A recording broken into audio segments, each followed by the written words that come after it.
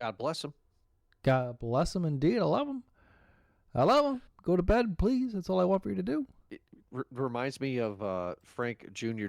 and Friends, where Yeah. he's like, "Oh, go sleep, go sleep."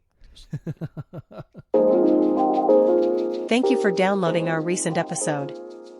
For more episodes like this, go to movieguyspodcast.podbean.com for more episodes. Enjoy the show.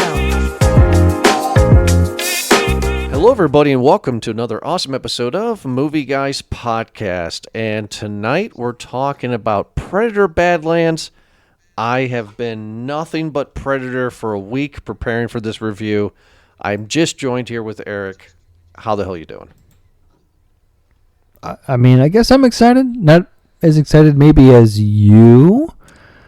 I don't know how excited you were for this, but I'm happy for it. Like, yeah, I've been wanting to watch this. It seemed okay. The reason why is just because it seemed like there was buzz about this coming out because it was theatrical, right? Mm-hmm. This was the follow up to Prey. Prey was getting a lot of praise. People were just like, "This is amazing! Oh man, Predator, we're back, baby, let's go!" And so the guy who did Prey, right, and who did a few other Predator projects, Dan Trachtenberg, is that his name? Yes. Is doing this one, and it was going to be fresh. We're starting new, baby, crisp, clean slate, and that's what we were given. So I think the hype was built up a little bit more about that. You know, you are right. Like, am I hyped or am I not? So, as you get older in life, you start to, like, forget every little thing, but you remember, like, blimps. Like, I call them, like, blimps. Like, you just have memories of, oh, I remember this 5-second thing in my life, you know, as a younger person. Yeah, And, little flashbacks there. yeah. So, growing up, mom and dad were divorced, and on Sundays, because, you know, this is what we did, dad would take me to his mom's. And him and her would hang out, do whatever grown-ups did, and I was just left alone in the bedroom watching VHS tapes all day. And I stumbled upon a VHS tape that said Aliens/Predator. And I guess they had HBO for free for a weekend in the 90s because that's how I got introduced to these movies. Was Aliens, that was the first one I watched, and then Predator. And I really liked Predator. Not as much as I did Aliens, but Predator was just cool. It was just like I wanted to be Arnold Schwarzenegger at 8 years old, 10 years old, right? Like, this guy is cool.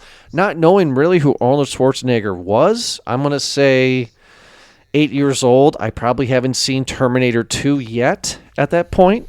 Maybe another year Conan. or two later, you know? So this was like, I think Predator was probably my introduction to Schwarzenegger, Okay. maybe. Okay. And just like, oh my God, this guy is cool. This guy is amazing. I want to be this guy. And the Alien, I will argue, and you know, after all these years, Eric, I'm an Alien fanboy, but the Predator is amazing design. Oh yeah, the real gold design. First off, he has just the look itself with the dreads, the fangs. You know, he's wearing the armor as well too. So that's the other thing too, is the gear. Like, the only thing as cool as the Predator himself was the gear that he had. It was awesome. It was really, really cool, right? So, like, growing up as a kid, I just, like, liked the Predator, right? I didn't know about Predator 2.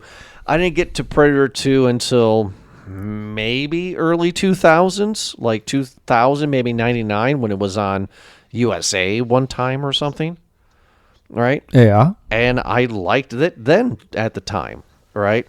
So, you know, growing up as a young guy, I liked both. But if you had to ask me what did I like the most, it was the Alien franchise. It just spoke to me more.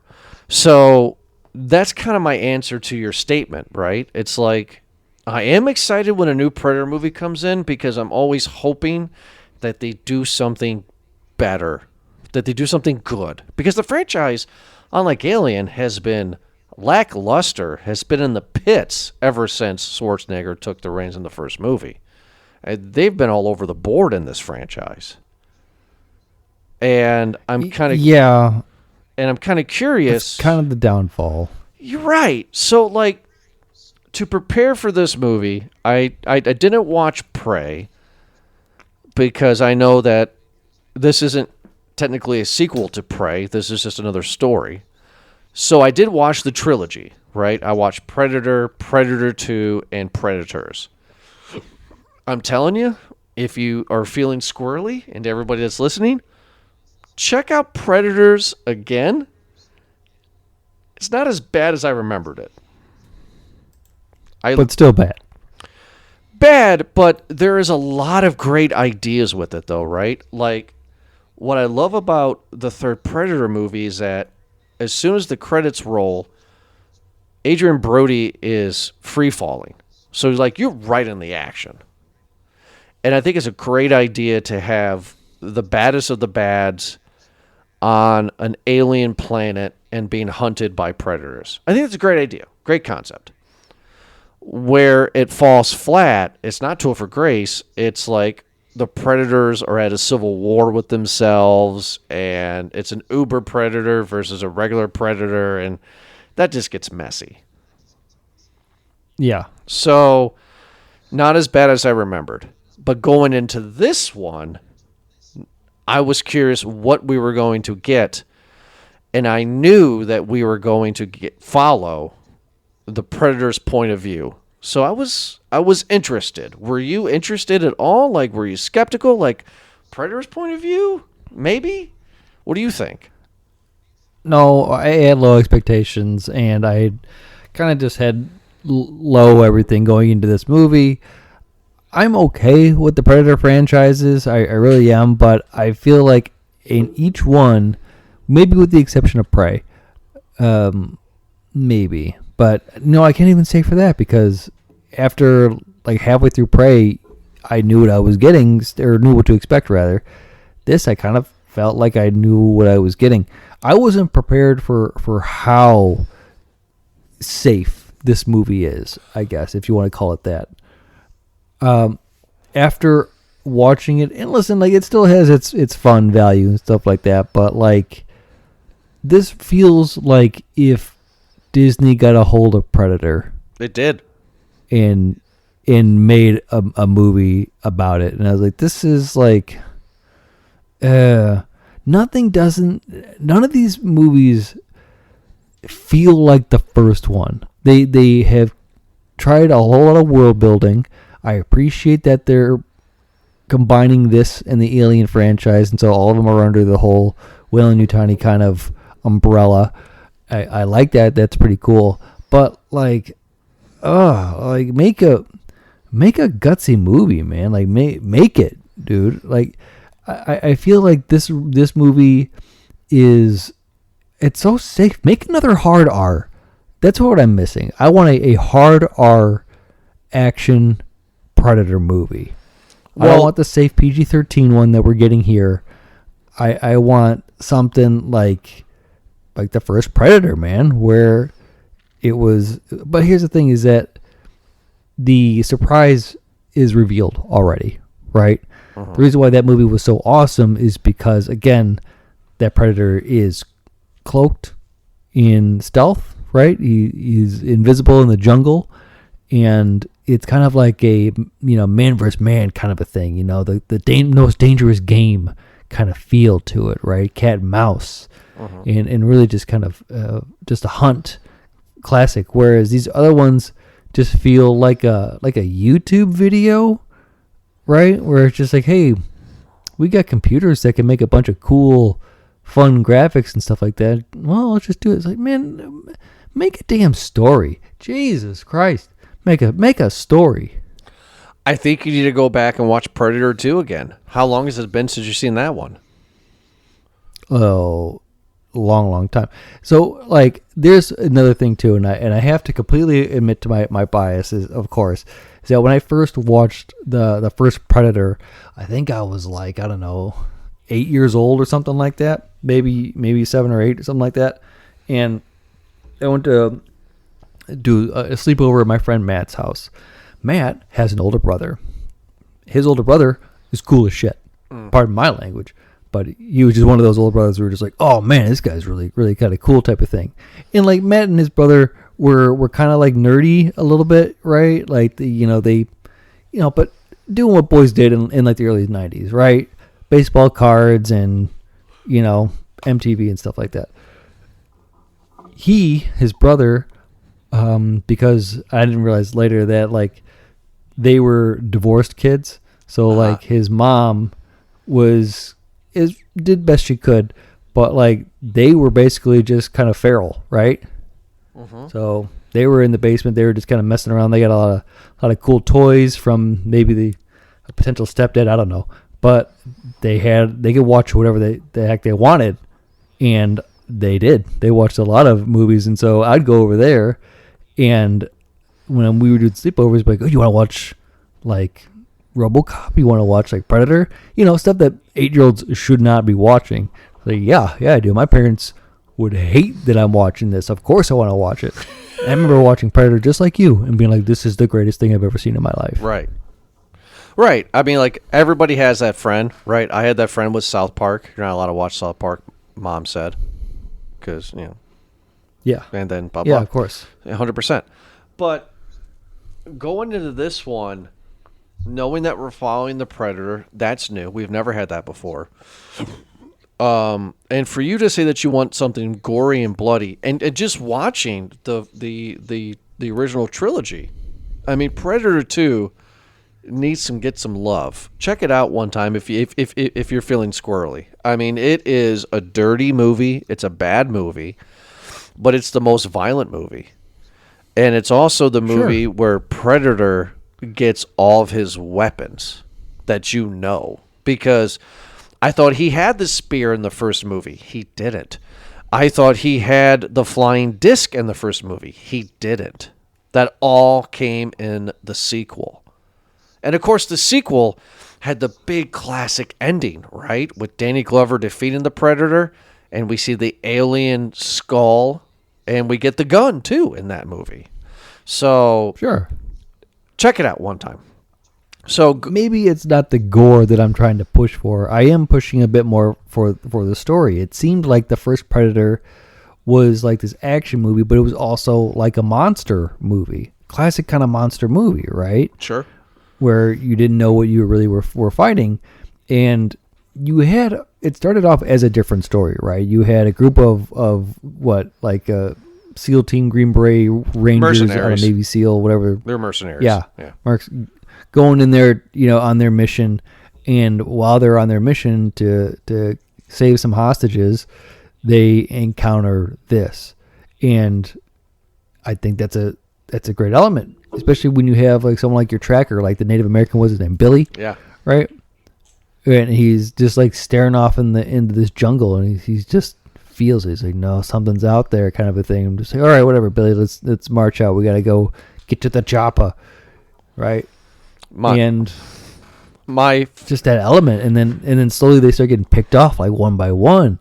It's awesome. It's a great scene because they weren't expecting it. It felt like it started off as one movie, this action machismo, big arms, big guns, and catchphrases. And then suddenly they're fighting an alien monster in the Vietnam jungle. Which they can't have lightning strike in a bottle twice. I will say, watching these movies recently, before we get into actual Badlands, my favorite line as an adult now, from the first Predator movies, from Jesse Ventura, where they're in the helicopter going to the jungle, and he's offering everybody the old school bag of like Red Man chewing tobacco, not dip. Yeah. But chewing tobacco, and one of the guys says no, and Jesse Ventura, I'm just gonna assume this isn't scripted because it sounds like something he would say, but he was like, "What do you mean you don't want any of this stuff? This makes you a sexual tyrannosaurus, just like me." I'm just like, what? Of course. Like, let's go. Commando. What an icon, Oh, man. my Jesse God. Ventura. Great. I mean, just like, just think for a second. I know we're digressing from the actual Badlands movie, but like, how many lives has that man led, right? He lives off Wrestling, the grid now. acting, politics. Yeah. Now he's a hermit. He's just off. Yeah. He's- what kind of a He's off the grid in Mexico. wild life? Yeah, he's just. I actually Ugh. saw one more thing, and then we can move on. I actually saw a TikTok of him recently. He was being interviewed by some wrestling podcast guy, and they were like, "How much money did you make as a governor?" And he goes, "I made $60,000 a year as the governor." And it's just like, you just kind of think about that for a second, and it's just like, yeah, that's not a lot of money to be the governor. No, of course not. But Good. but anyway, so Predator Badlands, I am a little excited.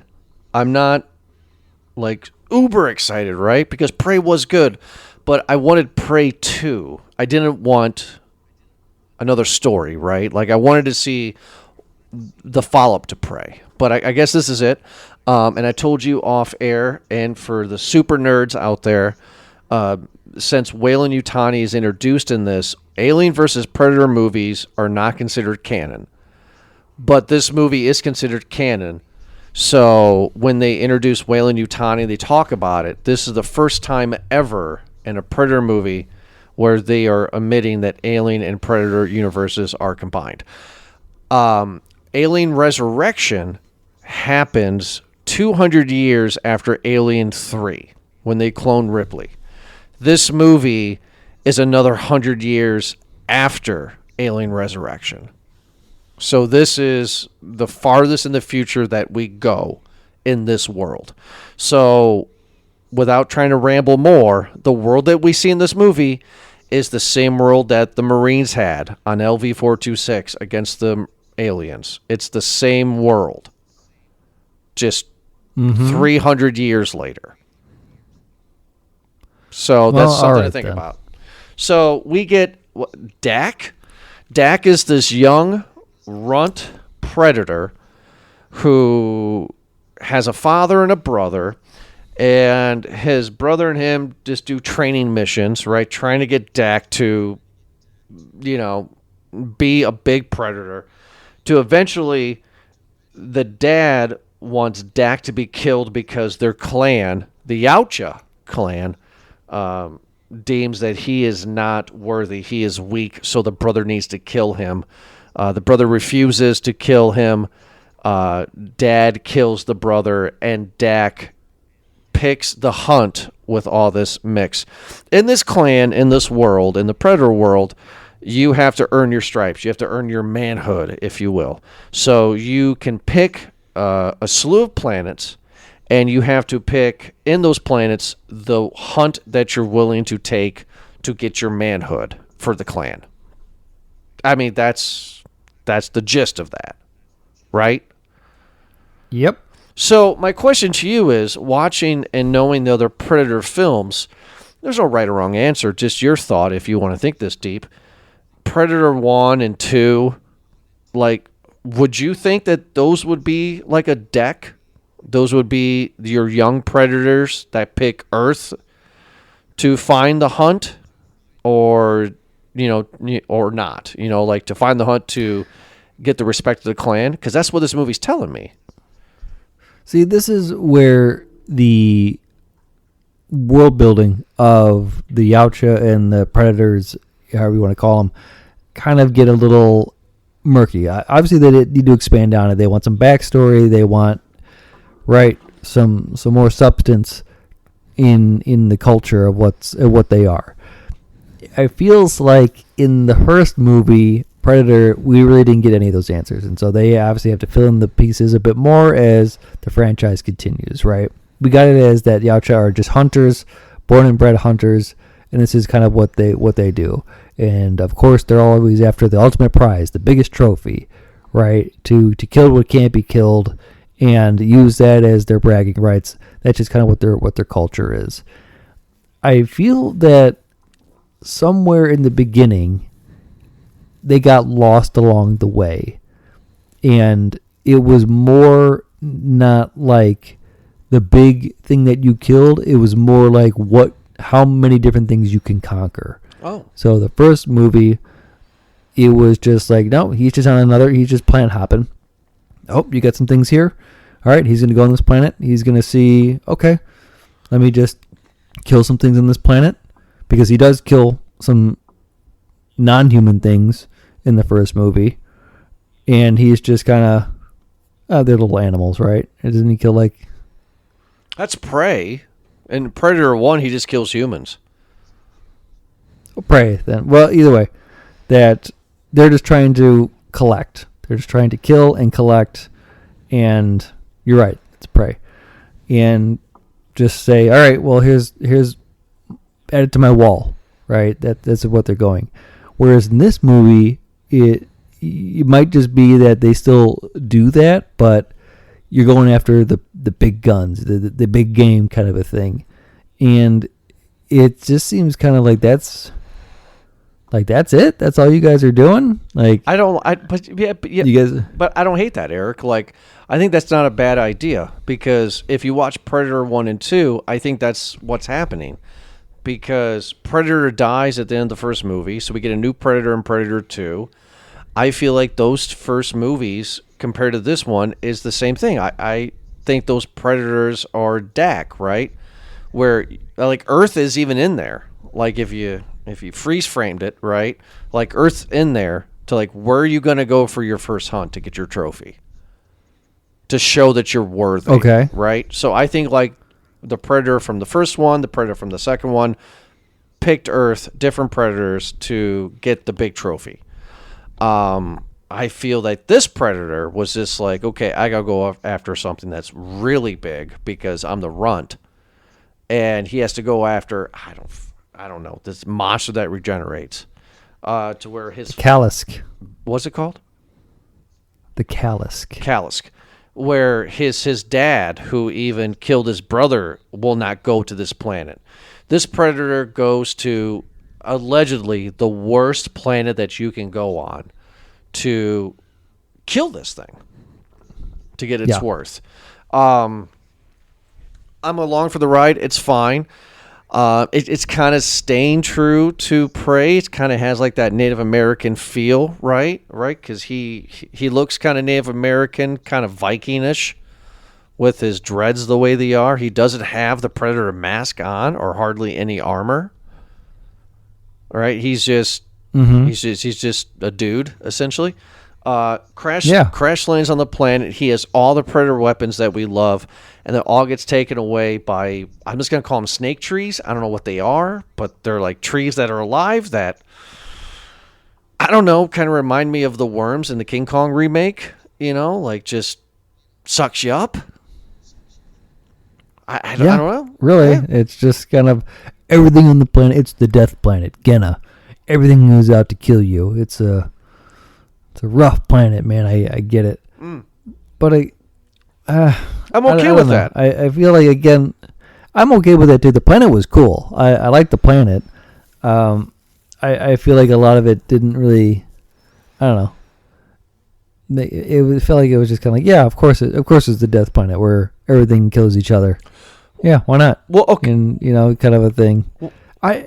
Okay, listen, like maybe it's just one of those where I've just grown so much to like expect what a Predator movie is now with the Yautja and what they're doing, that maybe like I wouldn't even want to say that this is different, because I mean it is, I guess. We're still doing the same things, but this time like the only thing that's different is that he makes friends.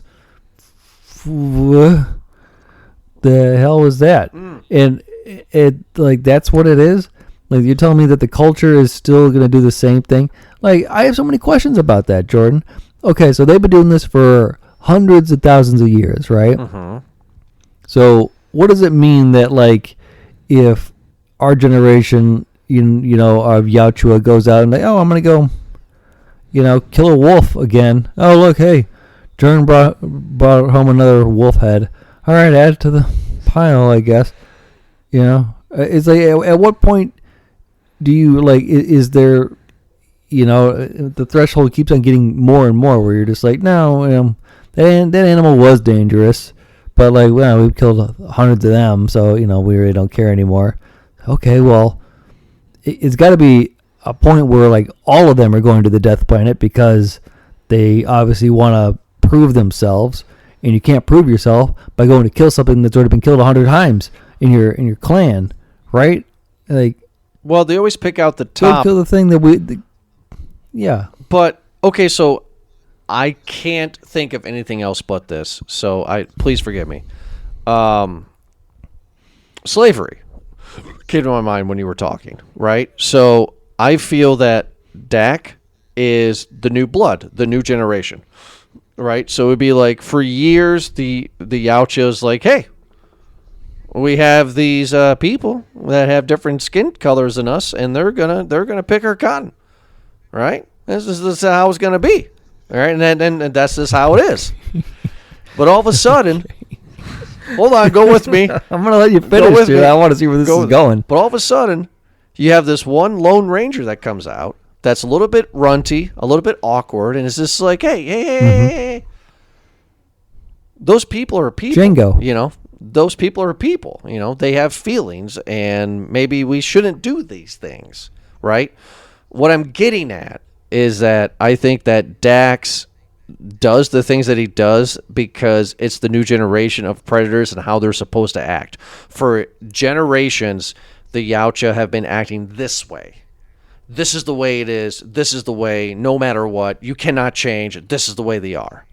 And Dax is the Gen Z, right? He's the guy that has a different kind of hairstyle, and he's the runt, and he's going to befriend things that normal predators wouldn't befriend. Because if it wasn't for him befriending these creatures or synthetic, he would have failed 100 times over. You know what I'm saying? Hate it, absolutely. I get what, okay, no, I understand completely you what, get what what I'm you're saying. saying. Okay. 100%. Okay. Really, I do. I guess my delivery. No, and I'm not trying to put it on you. I would just say that I get what they're trying to say here, but in my head, and I would think that if these guys are hunters and they pride themselves on being the hunter, right? Then to put their pride above all else is kind of ridiculous. That's not like a survival move there. If you go to a different planet and everything you do on that planet is I go alone, me kill things by myself. Say, okay, well, like, do a little recon, dude. Like, you're on a new planet here. Maybe do some research here. Because he's young. And I feel like as a hunter, maybe you should do that. In this movie, they make it seem like, oh, well, in order for him to learn, he has to be sensitive and he has to make friends, and that's how he learns. It's like, no, dude, you're a galactic hunter, man. You're telling me that you have a glossary in your spaceship of all these different planets and all their different population of animals and stuff like that too, but you don't have, like, I don't know, a whole kind of guide of to be like, all right, well, hey, also on this planet there's like razor blade grass. There's also like these other things that like explode and will paralyze you. There's also like this attacking trees and stuff like that too. Like, do some research instead of just going in there first and then ask questions later type of thing. That's not a very good hunter, right? I mean, any hunter I know, I mean, I don't know. The first hunter I came to mind was Van Pelt from Jumanji. Like, like, do some research here. Sure. As a hunter, I'm not going to bring like a gun, just like a little Magnum here type of thing, a little 9mm, and go into the jungles of Africa thinking I'm going to kill me something. But oh, I'm a hunter. Oh, pop, pop, pop, pop. See that hippopotamus? Pop, pop, pop, pop. Type of thing. Like, oh no, maybe you should have done some research, Eric. Maybe you should have brought a bigger rifle, right? Like, no. Eric hunt alone. Eric bring his 9mm gun. Type of thing. What the hell are you talking about, man? That's not how you do that. That's end my rant there. You are following a predator that's not a predator, because they say a few times in this movie, it's a drop line. I don't know if you caught it. I'm sure you did, where he's like, "If I do this, I will get my cloak." he doesn't have his invisibility. Therefore, he cannot do recon. Not throughout this whole movie he becomes invisible, right? He has to get his cloak. That's the whole point, right? You're seeing. Okay, then Deck is an idiot. Correct. And he should have died. Then Correct. I'm not on his team. Correct. He is an idiot because that's the point that I took from this movie is that Deck is the runt of the litter. His dad wants him killed, and for the Yautja's point of view, he probably should have been killed. And if he didn't have the synthetic or the baby monster to help him, he would have been killed. He would have failed miserably, right? Yeah. So He got lucky, and it's better to be lucky than good any day of the week. Right. So that's what we're following. We are following a predator that we've never seen before, which is either a good thing or a bad thing for this franchise. Because now we're seeing his point of view. I mean, like, we're seeing a predator that, yes, caused the synthetic, you're my tool, I'm going to use you. And he says that I'm going to hunt alone, I'm going to do things alone, but he can't because he will fail. But you see where my eye roll comes then, right? I want to watch an actual like badass predator movie. I want to watch a cartoon series about Deck, the luckiest Yautja in the galaxy type of thing, and him and his wacky adventures with a synthetic. No, man, like give me a hunter. Give me a hunter, dude. I actually disagree with you on that because that's all we've gotten. I mean, like, my biggest gripe with this whole entire franchise is that they're trying to go back to the original and they fail every step of the way. Every movie, they have tried to go back and they have been miserable. They've been abysmal at doing it. So they're giving us something maybe I gotta different. watch it the same with you, but I feel like it's a bit there's a difference in what they're trying to do in the other movies versus the original. I feel like in the original there was some mystery, there was some allure on that, where in the second one they're just like, he's going to go to the real jungle, the city, and it's like, okay, well that's dumb type of thing. And the next one they're trying to enhance the world and be like, oh yeah, well they're going to hunt a group of them by kidnapping them, Yeah. right, and then bring them to a planet. All right, well you already haunted them, you kidnapped them, like what the mission complete, what the you're going to capture them and then bring them to another planet? That's the most dangerous game. That's literally the book. Like, what the hell is that shit? You're making me swear. I'm sorry. Oh, my God. I'm sorry, HR. No, look. I didn't think that this was going to get me so worked up, but it's just kind of like, dude, like, it feels like it's right. It's right there. And then in Prey, I understand, like, I appreciate Prey for what it was. Really, really, I do. But there comes a part when like the one side should be so clearly outmatched, and yet they're able to do it with sticks and stones, and the other one has all this tech and they don't really seem to like use it to their full capability because, as I said before, they suck at hunting. Because me go in there, no research, with my pew pew thing, and I'll just go there and swing. It's like, no, dude, read a book. Read the little thing about where you're at, the little caption of like, oh, Earth, okay. Beep, beep, beep, beep. What is this? Okay. Oh, okay. Maybe I'll just set up a trap and burn them or something like that. Rather than it being like, all right, I don't know, play with my food a little bit. It's like, dude, come on, man. Okay, tell me before we get into this. You got all the tools right here. Okay. Yeah. So tell me real quick, because you and I talked off air about how we both like the synthetic. I forgot her name, Thia, whatever her name is. There's Thia and Tessa. Whatever one is the good one. Thia, I'm assuming. Thea. We'll talk about her in a second. So then, here's my question. Both played by Elle Fanning. Would you have rather Dan Trachtenberg's original storyline for Prey 2, where it's out, you can search it up, but he changed, how it works in Hollywood, things change, but after Prey he was going to make the sequel of Prey be Vietnam. It was going to be the Predator in Vietnam fighting against the Viet Cong and the USA. Would you have rather that? just like the Predator from like OG Predator against the Viet Cong in USA. Would you have rather that movie than this? I mean, Because that was the concept but that was the original idea. no. You know what? No. Short answer, no. Because you would have had 2, possibly 3 movies at this point where the Yautja are coming to Earth in different time periods or close to each other. And it's just like, okay, so why are you doing that then? Are we the Death Planet? Are we Genna then? Where you have to come here and try to hunt one of us because you can't do the Kalisk on Genna here? Like, what? Why keep on coming back on Terra? It's like a comic book movie where it's just like the threat's always on Earth. It's like, dude, what? Billions of planets in the universe, and the threat's always on Earth. God, give me something else. Like, okay, you're in a universe now where we're accepting that Weyland-Yutani is canon, right? Mm-hmm. So these are intergalactic colonizers. They are going from planet to planet to system, right? They have synthetics. They're in the space. They're kind of in that. They've created all this uber technology. So why not have that?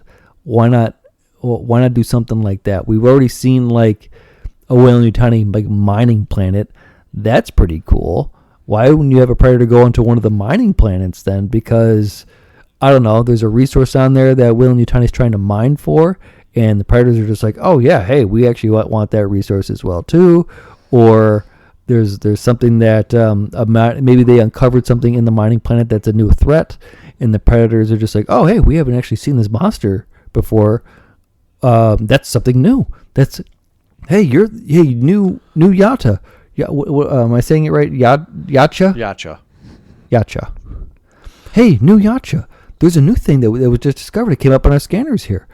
Do you want to prove yourself and go kill that thing? It's apparently, it's been running amok right there. Oh, okay. Yeah, I'll prove my clan and be the first to kill this thing and bring it back to the clan. And I'll show you then that I can do that thing. I don't know, different scenarios that are off Earth. I don't want it to be on Earth anymore because I feel like that's just kind of like a cop out. Which they're not on Earth in this one, which, look, I understand your complaints, and I'm not saying I'm giving this movie a medium, a large, or a small. I'm just saying... I get it. I do feel that this is a breath of fresh air.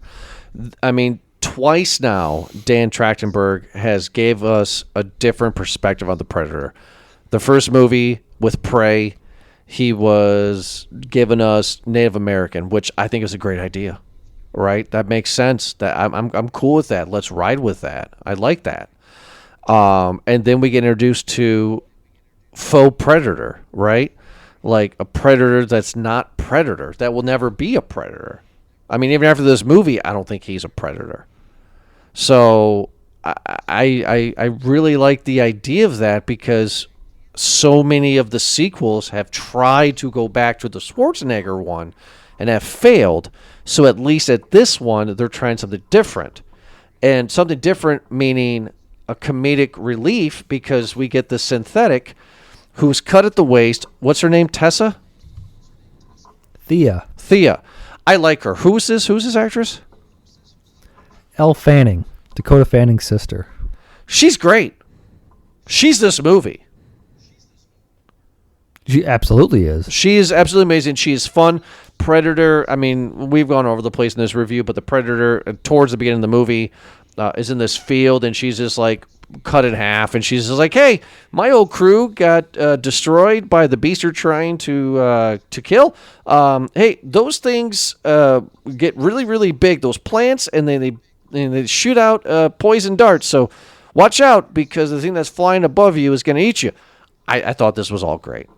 I think she is this movie. I think she's a great comedic relief, and I think this is what this Predator needed. Now, if you would put her with the OG Predator or Predator 2 or any of the other Predators in the movies, it wouldn't work. But Dak is so green and so Gen Z, right, that he needs this synthetic. This tool. I like it. I like that it's Weyland-Yutani. I like that they're bringing this together. I like that this is canon. I like that even after 300 years, so 3, 4, after 400 years total of the original Alien movie, Weyland-Yutani is still around. I mean, she is this movie to me. I really enjoy her. And yeah, absolutely. she's great. She's great. Yeah. I don't understand how she has the universal translator, but then later on when they capture Dak, that none of the other synthetics have the translator, so they don't understand them. But that's a minor gripe that I have. Well, moving on. Okay, how about this though, right? Because they're both outcasts. She has the upgrade, right? No, not the upgrade. I'm saying that they're both outcasts. They're both a little quirky, both a little weird, right? Maybe she understands them. Sure. I get that completely. I enjoy her character a lot. I think that it's great. I understand why. Clearly, Weyland-Yutani is there. They're after the same thing that Dek is after, which is the Kalisk, and we find out because Kalisk has like this amazing regenerative ability, right, to replace lost anything. Yeah. Heads, limbs. Yeah. So I could see why they would want that technology. I always like Weyland-Yutani in the universe like this, where they're just jumping out trying to find really anything that they can use to increase, I guess, their technology, whether it be for good or for bad. This one's obviously a little bit more for good because they want it to increase life or, to market it for humans versus something like Alien where they want it for bad, right? I have a question real quick because we're never going to bring it up probably. Right off the bat. Quick answer. Do you feel that Alien or Aliens is the better movie? Oh, I like Alien. Alien more as it's okay. So in your opinion, Alien is better than Aliens. I like them both, but I think I liked Alien because I think it was scarier. Where Aliens felt like a video game. Okay, great, perfect, right? So had the mech and everything, like what you got to see in this movie too. If you go back and watch OG Alien, they don't say Weyland-Yutani. They keep on saying the company, and they don't really have the Weyland-Yutani logo. That is all James Cameron for Aliens. Yeah. So my statement is that do we like Weyland-Yutani because of the world that James Cameron built on, or would we rather have this unnamed company that Ridley Scott did to make it, I don't know, more anonymous? The reason why I like it is because it's an entity. It's in most movies you have the villain being a single thing or person or being, right? I mean, like, that's the bad guy. We go after the bad guy. We kill the bad guy. And there you go. Everyone's happily ever after. Where when you have something as giant as a company as Weyland-Yutani, right? Like, it's not even a matter of like cutting off the heads like a Hydra. It doesn't matter. That thing is so massive that there's really no way to burn it down, man. Like, it's so right. Like, it's so right. Such a behemoth that there's not really you can do, and like their intentions are so, I guess, I don't know, just everywhere, Vague. man. Sometimes it seems like it's for it seems like it's always going to be for itself, like for whatever we can do to kind of further the technology, further the race, the company, whatever it needs to do. But that's where it's just like it's grown to a threat that is just like incomprehensible. Like, you know what I mean? Like, it's well, that's why I asked you the question, because it's just amazing. Because with Dak being the synthetic here, I mean, like, they're continuing Weyland-Yutani is continuing their slogan of building better worlds, right? He lands there, and her whole crew of synthetics, no people, were completely wiped out by this creature because they were trying to terraform, they were trying to conquer, they were trying to, get another world, another planet, right? So that makes this really fun. It's just like, for me, being this huge Alien fan, is like, oh my God, like they're still going. Eventually, Dak does fight against the, oh my God, you've told me 1,000 times, the monster. Kalisk. Talisk. He finally... Kalisk. Sorry. Kalisk, like on your hand. Kalisk. A Balisk? Balisk? The Kalisk. Kalisk. Dak finally fights against the Kalisk, succeeds, cuts its head off, but then it regenerates again. Spoiler, were you surprised at all that the baby monster was a baby Kalisk? I wasn't. No, I wasn't surprised by it. As soon as the Kalisk did the usual monster thing, where it did like the slow walk up and roar, and then it gets closer, and then it sniffs. I'm just like, oh God, jeez. Yeah, I I would agree. So then the rest. I know what happened here.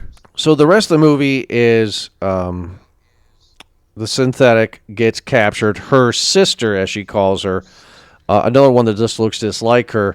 She's the evil one, and she's going to stop at nothing, right? Because Weyland-Yutani says, "Hey, if you don't do this, then we're going to decommission you. You're going to be killed, essentially."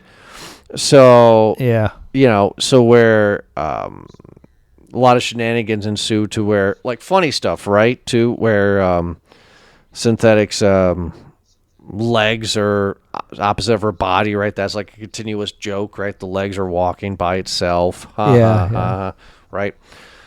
Leading all the way to the end of the movie, where we're in this Hadley's Hope compound, where it is Predator, Synthetic, and Baby Kalisk against all these synthetics. Who's going to succeed? Oh my God, did they succeed? Did they not? Okay, now the Kalisk is now on the Predator side, right? I mean, very cookie cutter at this point, right? Throughout the rest of the movie, it's definitely hitting the beats, hitting the notes. They even had a montage, dude. They did have a montage. I did like the razor blade grass. I think that's cool. Yeah, that whip that he had was awesome. Remind me of Aeon Flux a little bit there. Bring that back. Wow, good call. Yeah, not the movie, the cartoon. Oh, even more obscure. Very nice. Yes. Predator succeeds, right? Goes home, faces his father, kills other predators, and eventually, with the help of his friends, kills his father to become the leader of the clan. I don't know what the future of Dax is going to be.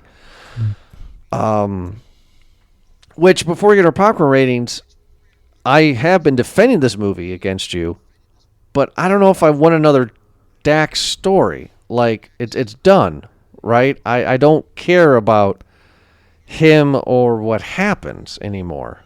It's done, right? And, well, the movie ends with his mother coming, right? No, I don't know that. Is that a credit scene? Did you end the movie too early? So he kills his dad. Yeah. And then his new troop comes out, the adolescent Kalisk now, no longer a baby. And Thia comes out. And, end title card or whatever. But then after that, there's a spaceship that comes over the horizon, and all of the predators that were in their clan hive come out, and you can see the red coming out of their swords, and they're just like, "Are they after you?" And Deck goes, "No, they're after someone else." Like, who? And he turns, and there's a spaceship coming their way, and he goes, "My mother." Oh no, I didn't see that. As soon as the title ending credit came on, I just turned it off. I mean, that kind of shows my hand a little bit. I mean, Yeah, exactly. Well, I mean, I'm so used to now to like trying to find a mid or post credit scene. So popcorn ratings. I am either going to give this a medium or a small. Right? It's not a no bag. I was definitely entertained. The movie had great special effects with it, and Dakota Fanning's sister's name. What's her name again? Elle Elle. I like. Elle Fanning. I like her. I like this actress. I think she's a very good synthetic, and I think she's the heart and soul of this movie. I think it's a great idea to follow the Predator, and I think it's an interesting idea to follow like a quote unquote, to put a label on it, a Gen Z kind of Predator, right? A Predator that's different. So I don't hate it. It's not as good as Prey. It's better than Predator 3. It definitely, yeah, it definitely takes a deep dive from Prey to this. So I'm sorry, but yeah, small bag for me. Not a huge fan. I probably won't ever see this again until we do another Predator movie. But I was left kind of disappointed because I think, like everybody else that's our age, I'm waiting for that Predator remake. You know, I'm waiting for them to go back to where they need to be. Yeah. So Make a horror action. None of this story kind of, or I don't even want to call it a story, but it's kind of like this mid action and kind of like story building or world building kind of stuff. No, man, let's do horror. Don't insult the viewer. When you say Predator, got it. I know exactly who that is. Type of thing. I don't need another origin story. Oh, how did Jason become Jason? No, I don't need any of that. I know exactly who it is. Go. Right. Start me right here on page 20. We don't need to do the whole start and type of thing. Oh, what happens? Peter Parker got bit by a spider. Oh, I didn't know that. Type of, no, go. Yeah. Go. Okay. So yeah, give me it. Small bag for me for Predator Badlands. Eric, what is your popcorn rating for Predator Badlands? I still did have a good time watching this movie. It's fine. It's a popcorn eater kind of a movie, but like, I don't know. I feel like, again, if I was like 10 or 12, I think I'd have a better time watching this movie, and I didn't. I really do stress by saying that the Disney-fied version of Predator, just because of the characters that they brought in, it seems like I don't know if it's for marketability or whatever, but having like a cutesy thing with big eyes, I hate that. I don't want that. Okay, I don't want that thing. That thing you might as well just call it R2D2 or BB-8 in this movie. It's the same thing. That was your Grogu, that was your whatever Baby Yoda type of thing. That's what that thing was, and it doesn't speak. It's very cute, and when it does, oh, I'm your friend, kind of a thing, right? Oh, he's marking you. You're part of the clan now. Shut up. I don't care. Are you serious right now? What? Okay. That being said, I agree with you. Elle Fanning was very good in this movie. I think her character was good. Again, the comic relief sometimes got a little bit too much. I don't think Tessa's character, her sister, was evil as much as she was just trying to carry out the mission, which I like. That's cool. I like characters like that who are just like, no, we're not doing this. This is the mission. Do the mission. So yeah, I have a lot of problems about this movie. I really do. The action was cool though. The traps that he set up at the end were pretty cool. There was a lot of Chekhov guns in this movie, whether it be like the exploding little worms type of thing, or like the barbed plant type of thing. Like a lot of it was set up so we could use it later. That's cool. I feel like it could have been done a different way. It is what it is. I If enjoy it, but I agree with you. I say it's a small.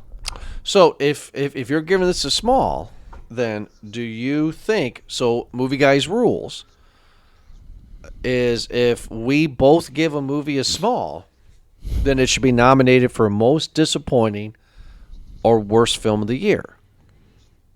Do you think it deserves that?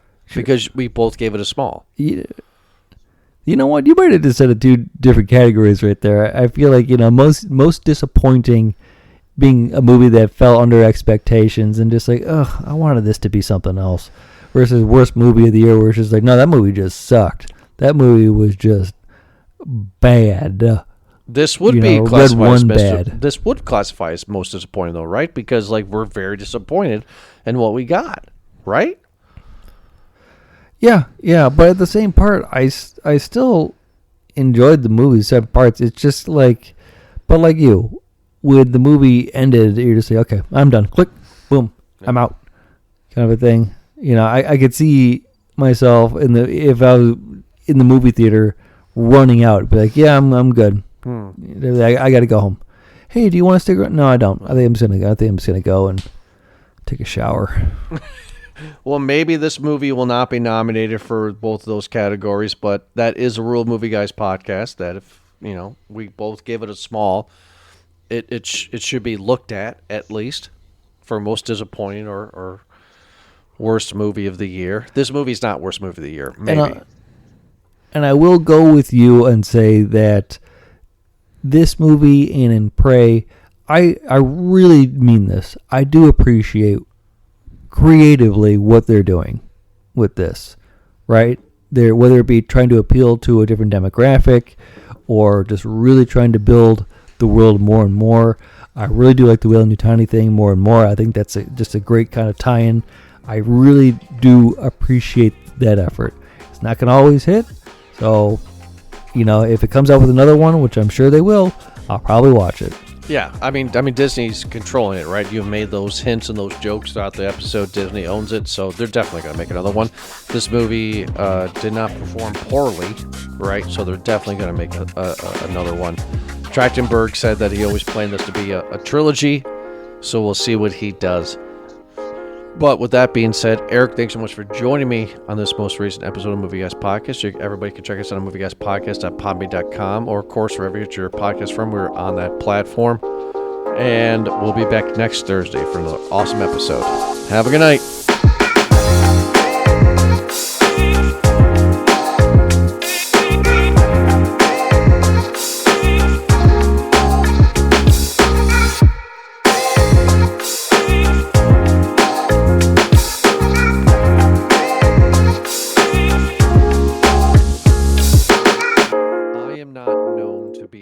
Good reader. I read pretty goodly. Words flow through mouth, not good for me. Yeah. I was that kid in class where, I was, like in elementary school where the teacher was like, "Hey, Jordan, will you please read this paragraph?" And I'd be like, "I'm sick." Yeah. Popcorn, Jordan. Right. Because, dyslexia and ADHD and all that shit, you just read words faster than what your brain can process, Anyway, so I don't, so my wife and daughter love the library. You notice how I said library and not berry, just like Tamari or tomorrow. Yeah, of course, anyway, the library. Simpsons reference. Yeah. And so we went to the library about a month ago in town, and I found Stephen King's The Shining. And I was like, oh, that'll be fun to read. So I said, I don't know if I have a library card. And the lady goes, well, let's see. I said, ma'am, I've not stepped foot in here since 2001. I'm going to be blatantly honest with you. And she said, yep, you don't exist. So here you go. Here's The Shining. I was like, great, And I got halfway through it, and I had to return it, And then it hit me. I went back with the girls a few weeks ago. And I was like, oh, what would be fun to read that's quick and easy? Oh, my God, nostalgia, because I'm a 39-year-old piece of crap. Goosebumps. Fantastic. I love them all. And I found my favorite, when I read it back in the day. Werewolf of Fever Swamp was my favorite. Okay.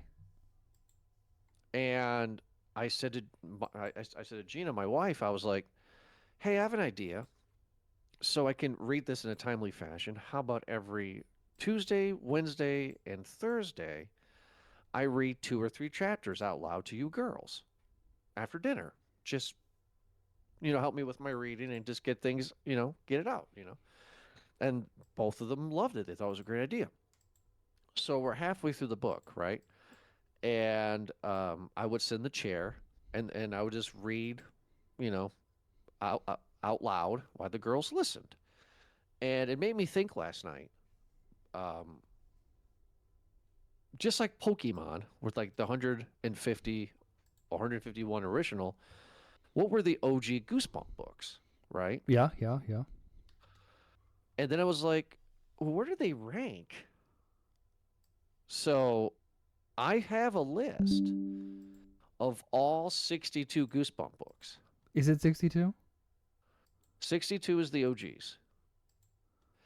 And that's why I told you this is going to be a little long in the tooth, because I want to announce all 62.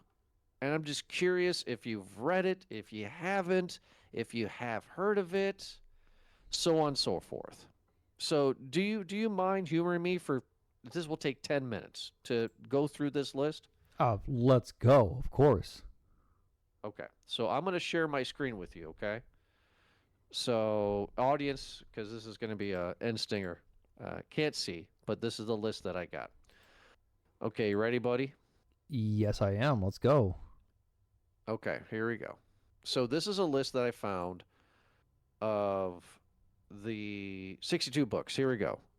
According to this random person, this is their favorites, and I'm curious what you think. Here we go. Number 62. According to a random person. Okay.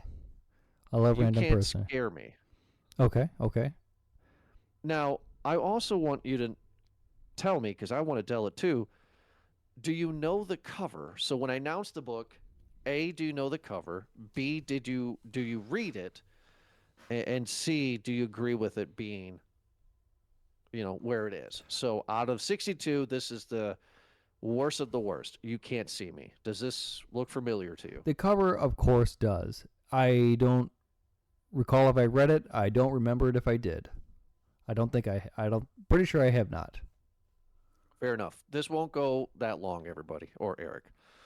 61, Monster Blood 4. I've never seen that cover. I've never seen that cover. I have read Monster Blood 1 and 2. I remember those, but I don't remember 4. Nor do I remember that cover. 60 is The Barking Ghost. I've seen that cover. Yeah, I've seen that cover, and I read the book. I remember that. 59, My Best Friend is Invisible. I don't know that cover. I don't know that cover, no. Nor have I read it. I remember this one. Curse of the Mummy. That might be one. 58. That might be the first one that I had read, to be honest. That's number 5, because it was really funny. If you can see, it says the number that it's ranked and the number of when it was released. Yeah, the edition, yeah. Number 57. I don't know this one. Chicken. Never even heard of that one. No, the ones that so far that of the majority that I'm unfamiliar with are like over edition 50. So. Sure. Yeah, me too. So, yeah. Number 56. They're saying Monster Blood. Yes, sir.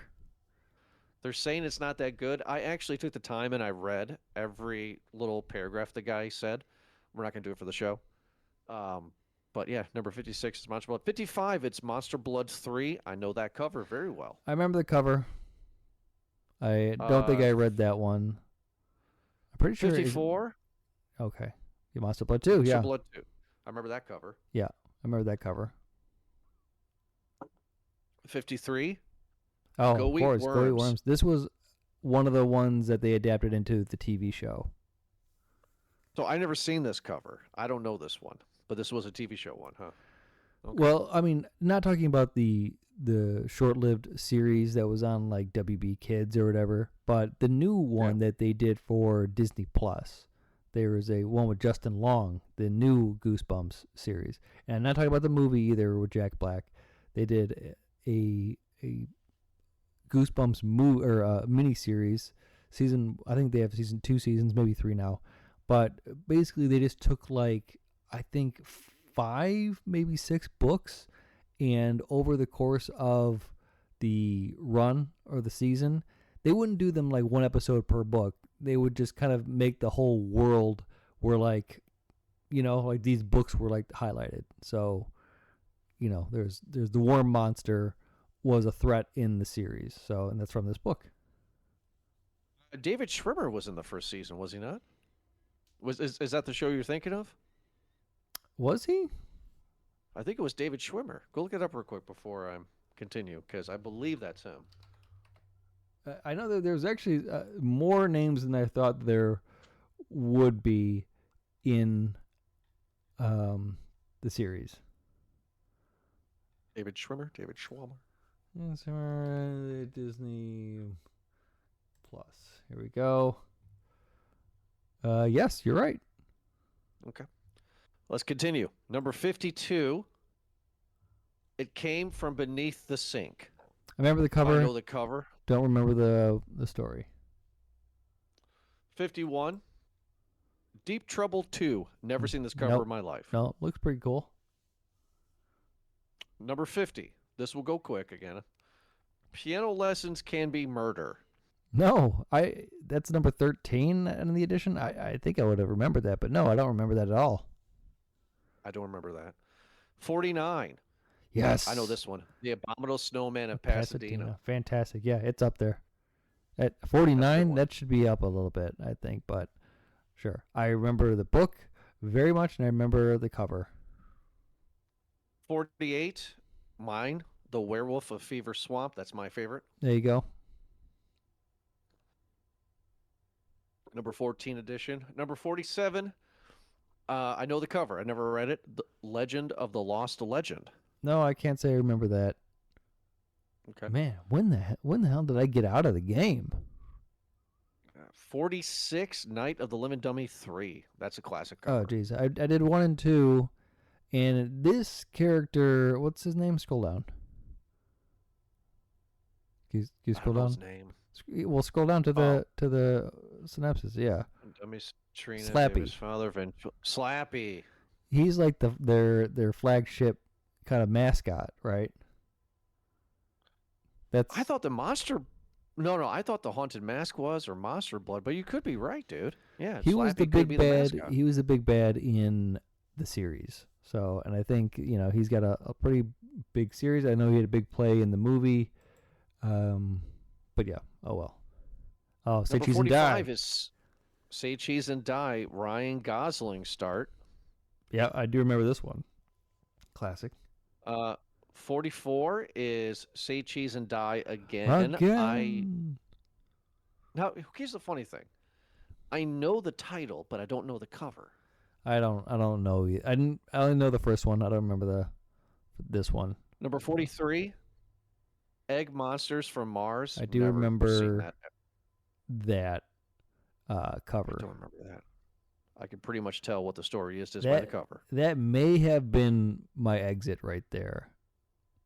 Probably number 42 there out of the number 42, Shocker on Shock Street. Remember that one? I had that one. 41, The Girl Who Cried Monster. I do remember that one. I read that one. That was a good one. Number 40, Werewolf Skin. I've never heard of this or seen this cover. Nope, never heard of it. Nope. Pass. 39, Revenge of the Lawn Gnomes. Yes. That was a fun one.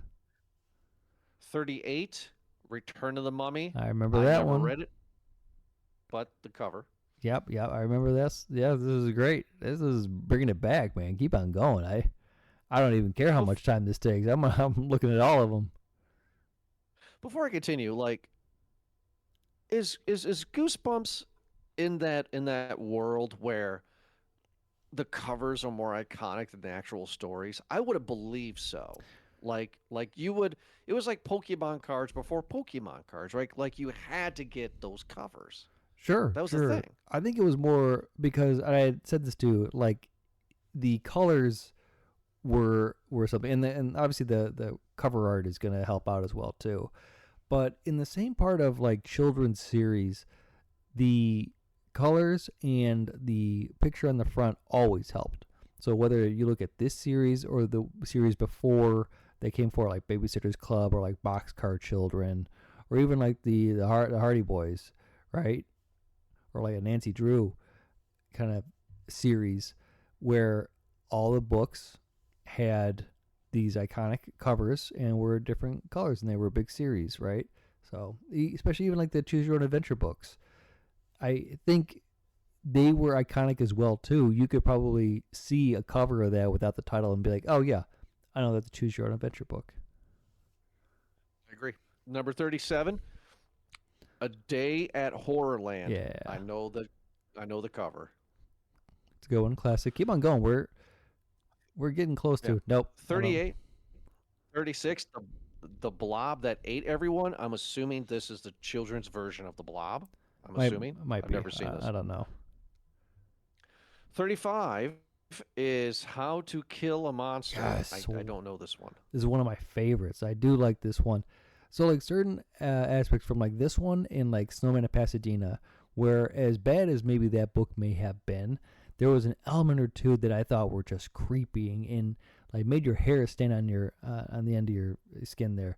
So like there's a part in Snowman of Pasadena, remember, where the kids or the heroes were going through like a whiteout, a snowstorm, and they were on like a dog sled, and the dogs stopped, and they all had like that dog focus where they were just staring into like the abyss, right, as if something was there, and it's just like, oh geez, something caught their attention.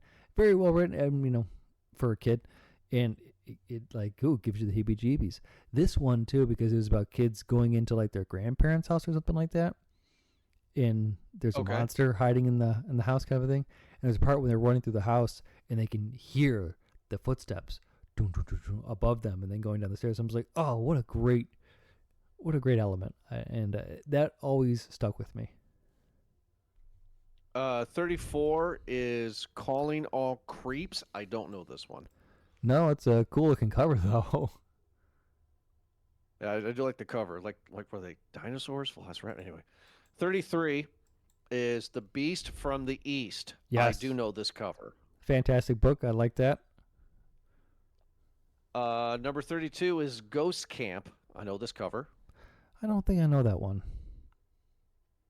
31 is My Hairiest Adventure. I know this one. That one. This is Teen Wolf. That's what it is. Number 30.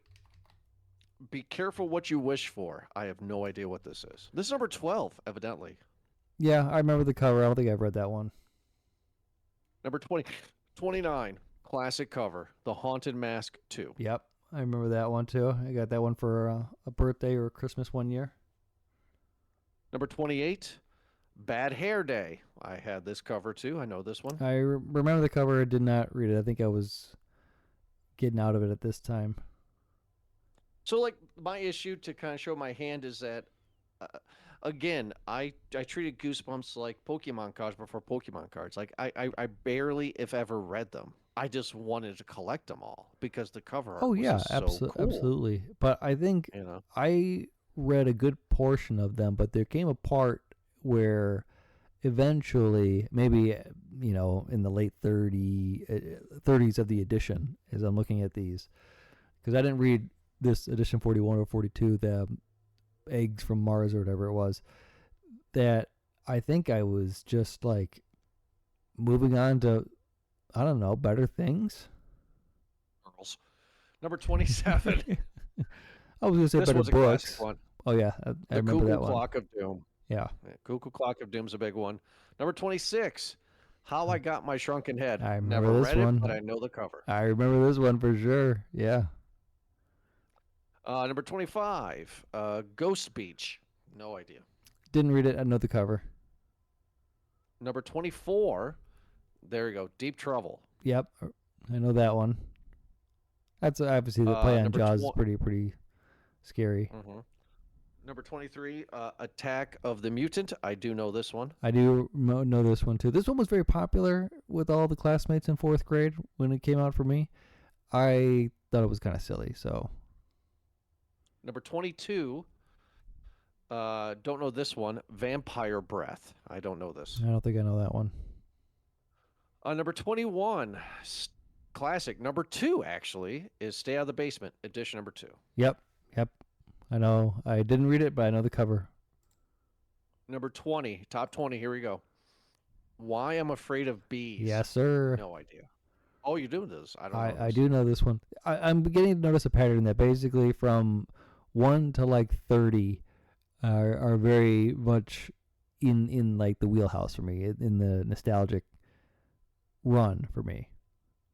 Well, this could be the rest of it then for you. Number 19 is Night of the Living Dummy. There you go, the original Slappy. There he is. Looking Number creepy 18, on the cover. How I Learned to Fly. Never heard of that. Never heard of it. Number 17, The Ghost Next Door. Is this guy written? I actually don't remember this one. It's number 10 on the edition list, but I don't think I recognize the cover or the story. Is this guy reading a bunch of children's books to rank these? I don't know. It's, you can find a ranking for anything. Number 16, this is a good one. The Scarecrow Walks at Midnight. Yeah, I did have that one. That was a good one. This one, yeah. Number 15 is Night of the Living Dummy 2. Yep. That's the cover that I know. Yep. Popular one. That one. Yeah, with the pinks and the greens. Yeah, this was a big one. Number 14, Beware the Snowman. I don't know, but I do know this one. Cover looks pretty cool. Number 14, The Horror yes. at Camp Jelly Jam. I do remember this one. Yeah, I like this one. Okay, so like this is where I think after reading this one, where a few of these books started to really give me like, Are You Afraid of the Dark vibes? Where it's just like, oh man, did R.L. Stine just watch an episode of Are You Afraid of the Dark? And he's just like, yeah, I could write a book about that. I don't blame him. Number 12, The Curse of Camp Cold Lake. I don't know this one. It's number 56 on the edition list. I do remember this one. All right, that one slipped through. All right, I don't know. Maybe my sister's. I don't know. The Curse of Camp Cold Lake looks like an Iron Maiden cover from like the 80s, Yeah. It just kind of has that vibe. Number 11 is I Live in Your Basement. Nope. Don't know this one. Nope. All right. Top 10, according to this random dude. Here we go. Number 10, greatest Goosebump book of all time. Don't Go to Sleep. No. That cover looks awesome, though. That does with the hand, everything. It you know what this probably is? It's probably like a Monsters, Inc. kind of thing, You think so? Well, I mean, the monster, kid in a bed, Yeah, but I mean, there's a few books like that, right? Sure, of course. Number 9, Attack of the Jack-O-Lanterns. I had this one. I do remember this one. I didn't read it. I remember the cover, though. Number 8, Let's Get Invisible. Fantastic, yes. That's a good one. Yeah, this is the one where the mirror makes you invisible, right? Yes. Yeah. Number 7, Welcome to Dead House. The first Goosebump OG. There it is. Number 6, this is my favorite, besides Camp. So, Welcome to Camp Nightmare. Number 6 is number 9 overall. This one and Werewolf of Fever Swamp are my favorite. This one introduced me as a young age to a twist ending. Do you know the ending of this book? No, I don't remember it. I remember the cover. I don't remember reading it. So this one has that fun. Okay, so this was before I knew Tarantino, right? This was like third, fourth grade Jordan, right? And it is a Friday the 13th book, right? It's a bunch of kids in a camp, and there's a guy killing kids, right? There's somebody killing kids, right? Okay. The twist at the end of the book is you find out that the guy wasn't killing kids. It was all a prank on the new kid who we're following in the book is the new kid, right? And Oh. and the twist was they were pranking him to train him because they said if you look up there in the sky, you see that planet? That's called Earth, and we're going to invade it soon. And this is Oh. us training you. And I was like, oh my god, Got like that him. was like legit. I like that, as fourth grade Jordan. I was like, what? Anyway, top five. Here we go. Number five, The Haunted School. Never seen it. It's book number No. 59. Nope. Don't believe it. Number four, The Headless Ghost. I know the cover. I can't say I know the book. I agree. Looks like nearly headless Nick. Number three is the OG Haunted Mask. Absolutely good. Yeah. Give Number two, that one the award. A Night in Terror Tower. Oh, I do That remember that one. that was a good one.